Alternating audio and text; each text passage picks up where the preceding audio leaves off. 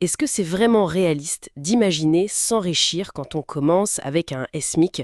On parle d'environ 1 400 € net par mois. Hmm. Pour beaucoup, ça semble quasi impossible, mais l'idée que certains y arrivent, elle circule. Alors, quelle serait la clé? On va s'appuyer sur un guide qui s'intitule Devenir riche avec un SMIC. Oui, et notre but, c'est d'aller chercher dans ce guide les stratégies, bien sûr, mais aussi les changements d'état d'esprit qu'il propose. D'accord. L'idée, c'est de voir si construire un patrimoine avec un petit salaire, c'est un mythe, ou si ça repose sur des bases solides, des principes concrets. En disant que le vrai problème, ce n'est pas tant le montant du SMIC lui-même. Ah. Non, c'est plutôt comment on gère cet argent. Il parle de la fameuse rat race, ce cercle vicieux où dès qu'on gagne un peu plus, hop, on dépense plus. Oui, on augmente son niveau de vie directement. Exactement.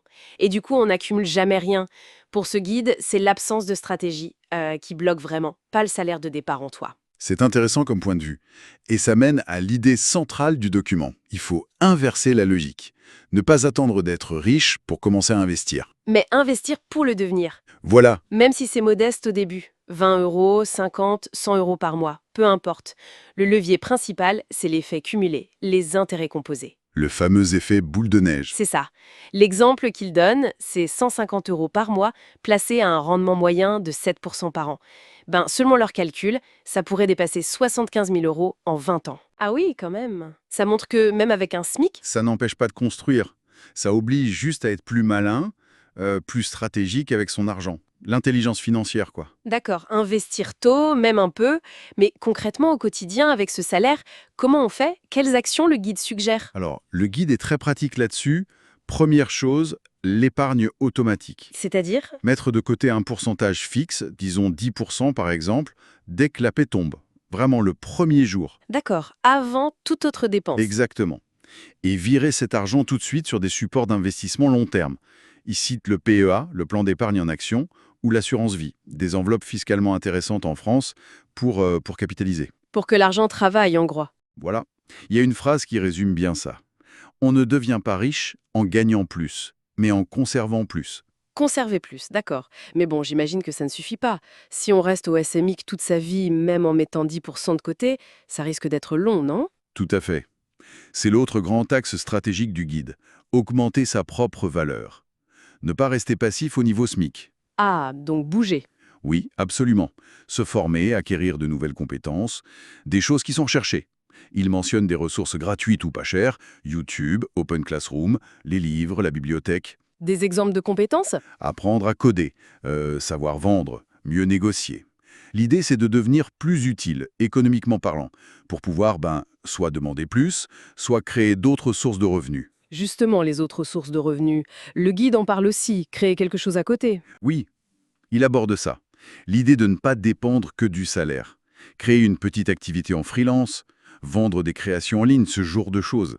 C'est vu comme un moyen de générer un extra. Qui peut être réinvesti. Exactement. Et il insiste aussi sur le fait que l'investissement lui-même, on peut commencer vraiment petit.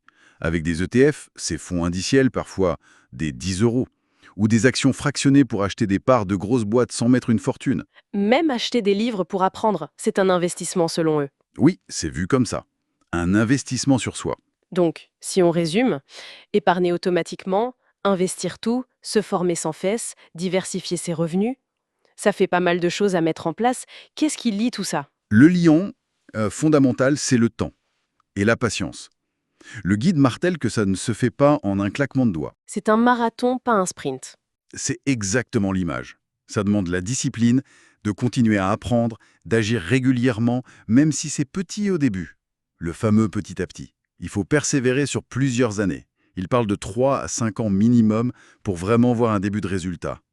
Le SMUC, c'est juste le point de départ, pas une fatalité. Bon, alors pour revenir à notre question du début, devenir riche avec un SMIC, mythe ou réalité, d'après ce guide, on dirait que la réponse est oui, c'est possible. C'est ça. C'est présenté comme une réalité accessible, mais il y a une condition énorme. Laquelle? Ça dépend d'une décision active, d'une vraie prise en main de son avenir financier, avec une stratégie claire. Le SMIC peut être un tremplin, oui, si on adopte le bon état d'esprit et les bonnes actions. D'accord. C'est une perspective exigeante, mais potentiellement porteuse d'espoir. Tout à fait.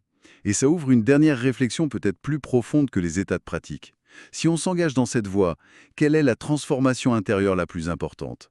Est-ce que c'est redéfinir son rapport au temps? Accepter la lenteur, la régularité?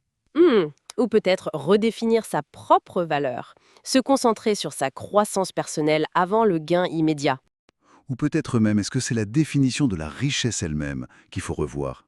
Qu'est-ce que ça signifie vraiment pour soi? Voilà une question intéressante à laisser mûrir. Merci pour cet éclairage. Merci à vous.